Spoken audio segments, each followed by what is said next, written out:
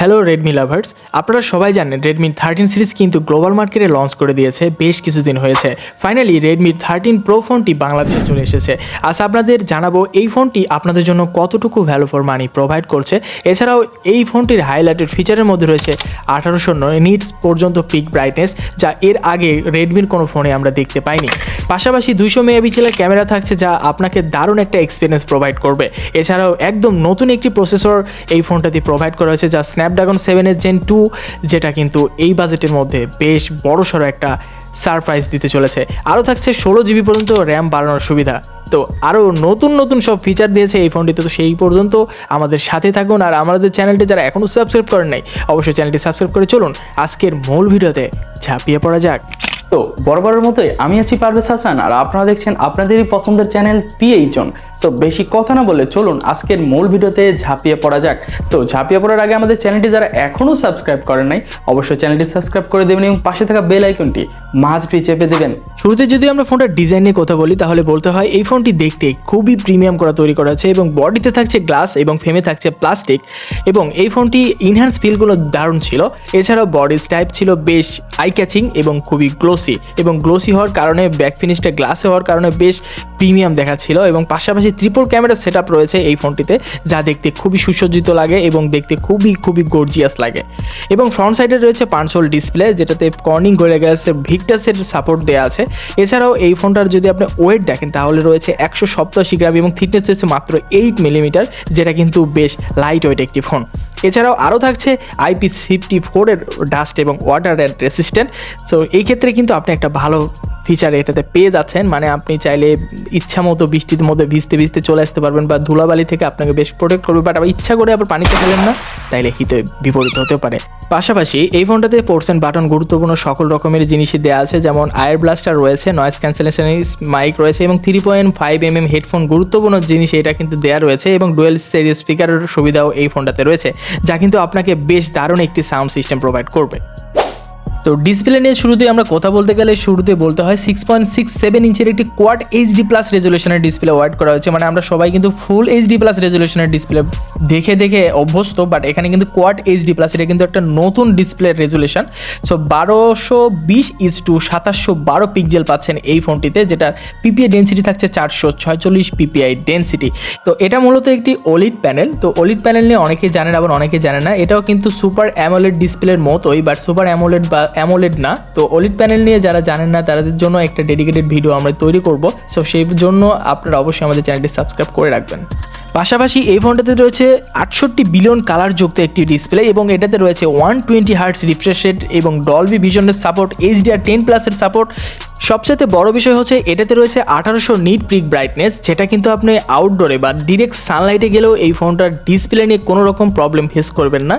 পাশাপাশি এই ফোনটার ডিসপ্লের চিনের বেজেল এরিয়াটা এতটাই ন্যারো, যেটা আপনি এক হাতে ইউজ করলে মনে হবে যে আপনার মনে হয় ডিসপ্লে হাতে নিয়ে আছেন। আর দেখতে বেশ পাঞ্চি এবং বেশ কালারফুল এবং বেশ কন্টেস্টগুলো দেখতে হেভি সুন্দর লাগে। এছাড়া আপনি যখন কোনো কন্টেন্ট ওয়াচিং করবেন দেখলে আপনি চোখ সরাতে পারবেন না। পাঞ্চল কার্টনের মাধ্যমে একটা ডিসপ্লে দেওয়া আছে, যেটা ন্যারো একটা পাঞ্চল। সো এই ক্ষেত্রে আপনার ডিসপ্লেটা দেখতে খুবই প্রিমিয়াম, এবং তো এই ডিসপ্লের আউটপুট থেকে আপনি বেশ একটা প্রিমিয়াম এবং একটা সুন্দর ফিলিংস পাবেন, এটা নিশ্চিত।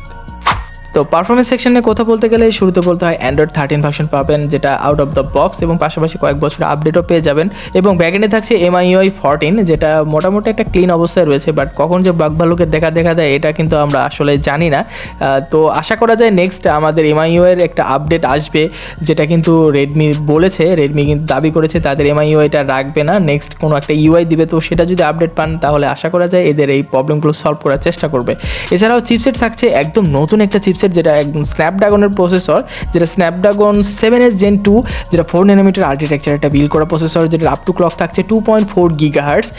যেহেতু এই ফোনটার প্রসেসরটা একদম লেটেস্ট, সো এটার অপটিমাইজেশন একটু ঘাটতি চোখে পড়তে পারে।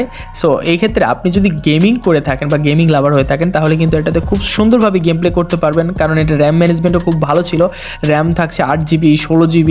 সো বুঝতেই পারছেন যে র্যাম নিয়ে খুব প্যারা খাবেন না। এছাড়া প্রসেসরের সেগমেন্ট নিয়ে আপনি খুব একটা প্যারা খাবেন না, যেহেতু একটা নতুন চিপসেট। সো এই ক্ষেত্রে আপনি একটা ভালো পারফরমেন্স পাবেন, এটাই আশা করা যায়। যদি আপনি গেমিং লাভার হয়ে থাকেন এবং ডে টু ডে টাস্ক করে থাকেন সেক্ষেত্রেও একটা ভালো এক্সপিরিয়েন্স পাবেন আশা করা যায়।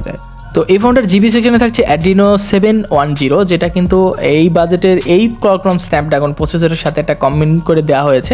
তো আশা করা যায় এই জিপিইউ নিয়ে আপনি সন্তুষ্ট থাকবেন। যারা গেমিং লাভার রয়েছেন তারা কিন্তু ফুল গ্রাফিক্সে ভালোভাবে গেম প্লে করতে পারবেন। আশা করা যায় এই বাজেটের মধ্যে সন্তুষ্ট থাকবেন। সো এই ফোনটার রেট কিন্তু বর্তমানে একটু বেশি, তো এই বাজেট অনুযায়ী মনে হয় বাজার অনুযায়ী এখন বর্তমান না কেনাটাই বেটার। কিছুদিন যাক, যখন এই ফোনটা অ্যাভেলেবেল হয়ে যাবে মার্কেটে তখন কিন্তু এই ফোনটার প্রাইস আশা করা যায় রিজনেবল হবে। তখন আপনি এই ফোনটা কিনলে একটা ভ্যালু ফর মানি প্রোভাইড করতে পারবে কোম্পানি, এবং আপনিও চাইলে এই ফোনটা নিয়ে সন্তুষ্ট থাকবেন বাজেট অনুযায়ী।